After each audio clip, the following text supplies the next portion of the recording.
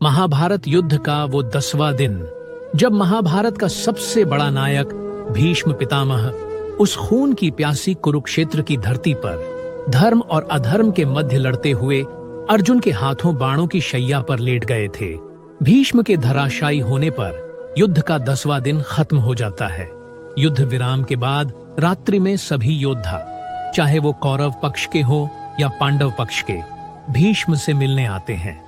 सभी योद्धा भीष्म को प्रणाम करके वापस लौट जाते हैं। लेकिन तभी महाभारत का सबसे बड़ा खलनायक कहलाने वाला दुर्योधन भीष्म से मिलने आता है। दुर्योधन भीष्म को हाथ जोड़कर प्रणाम करता है और उनके चरणों में बैठ जाता है। दुर्योधन को बैठा देख भीष्म दुर्योधन से कहते हैं, हे धृतराष्ट्र पुत्र दुर्योधन, मेरे थोड़ा समीप आकर बैठो। अब मेरे नेत्रों में इतनी शक्ति नहीं रह गई है कि मैं तुम्हें इतनी दूरी से देख सकूं। यह सुनकर दुर्योधन भीष्म के समीप आकर बैठ जाता है। भीष्म दुर्योधन से कहते हैं, हे पुत्र, मैंने पूरे जीवन हस्तिनापुर की निःस्वार्थ सेवा की है, कभी किसी से कुछ नहीं मांगा। लेकिन पुत्र, मृत्यु के समीप जाता हुआ तुम्हारा ये पितामह तुमसे कुछ मांगना चाहता है। हे पुत्र, अब तुम पांडवों से संधि कर लो और इस युद्ध को समाप्त कर दो। तुम तो देख ही चुके हो पुत्र कि कैसे अर्जुन ने मुझे युद्ध में हराकर मुझे इन बाणों की शैया पर लिटा दिया है। पुत्र, अब मेरी इन लहूलुहान भुजाओं में इतना बल नहीं रह गया है कि इस युद्ध में मैं तुम्हारी रक्षा कर सकूं। हे धृतराष्ट्र पुत्र, अपने पितामह का कहना मानो और इस युद्ध को रोक दो। पांडवों के साथ संधि कर लेने में ही समझदारी है पुत्र, क्योंकि इस युद्ध को कोई भी पक्ष जीते, लेकिन हार तो मेरे हस्तिनापुर की ही होगी। लहूलुहान तो मेरा हस्तिनापुर ही होगा पुत्र, मेरा हस्तिनापुर ही होगा। मेरे हस्तिनापुर को घायल होने से बचा लो दुर्योधन, बचा लो। पितामह के मुख से ऐसी बातें सुनकर दुर्योधन अत्यंत क्रोधित हो जाता है और क्रोधित स्वर में भीष्म से कहता है, पितामह, आप ये कहना चाहते हैं कि इस युद्ध में मैं कौरवों के सामने घुटने टेक दूं, उनसे संधि कर लूं? नहीं पितामह, नहीं, ऐसा कदापि नहीं हो सकता। ऐसा करने से तो अच्छा मैं आत्महत्या करना पसंद करूंगा।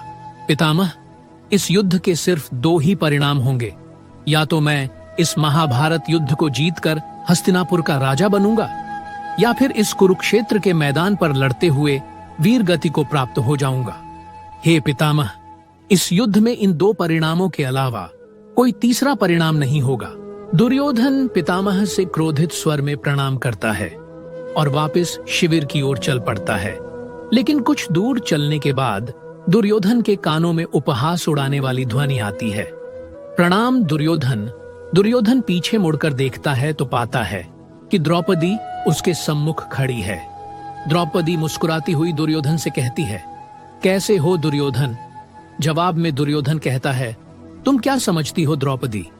उस कायर अर्जुन ने पितामह को गिराकर हस्तिनापुर का ध्वज गिरा दिया है। नहीं द्रौपदी, नहीं, हस्तिनापुर का ध्वज पितामह नहीं, हस्तिनापुर का ध्वज स्वयं दुर्योधन है।